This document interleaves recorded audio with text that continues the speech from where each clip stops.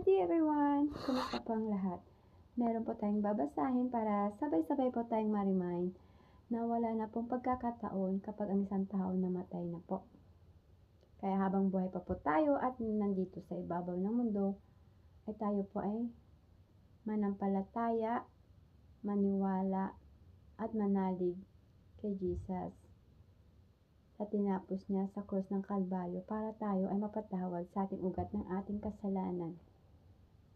At magsisipot tayo ng buong puso sa ating mga pagkakamali. Kung pamilyar po kayo sa isang parable ni Jesus tungkol sa isang mayaman at si Lazaro, mababasa po ito natin sa Lucas chapter 16 verse 19 to 31. May isang mayamang lalaki na nakasuot ng mamahaling damit at kumakain ng masasarap na pagkain araw-araw.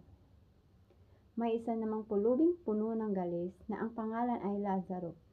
Dinadala siya sa labas ng pintuan ng bakuran ng mayaman.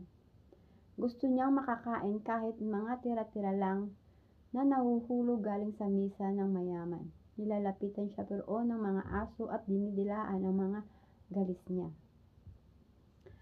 Napansin niyo po na hindi talaga nahabag ang mayaman, na hindi siya naawa ni kahit konting awa, konting pagkain, konting pagmamalasakit ay hindi niya ginawa kay Lazaro. Mabuti pa po yung hayop, yung aso, ay nilalapitan si Lazaro para damayan, para dilaan ang kanyang mga galis. Sa verse 22 po, namatay ang pulubi at dinala ng mga anghel sa piling ni Abraham. Namatay din ang mayaman at inilibing.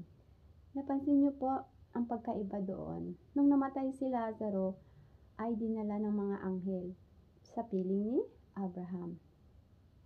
Tapos yung mayaman, nung namatay, ay inilibing.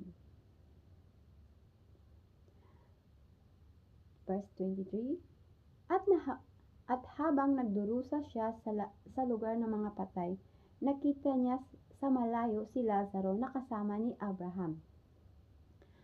Yan po, yung habang nasa Hades, si mayaman, ay nakita niya po, natanaw niya po si Lazaro na kasama niya si Abraham. Sa verse 24, kaya tumawag siya, Amang Abraham, maawa kayo sa akin. Utusan niyo po si Lazaro na isawsaw ang daliri niya sa tubig at ipatak sa dila ko para lumamig-lamig ang pakiramdam ko dahil hirap na hirap ako dito sa apoy. Ngayon po, nung nasa kabilang buhay na po ang dalawa,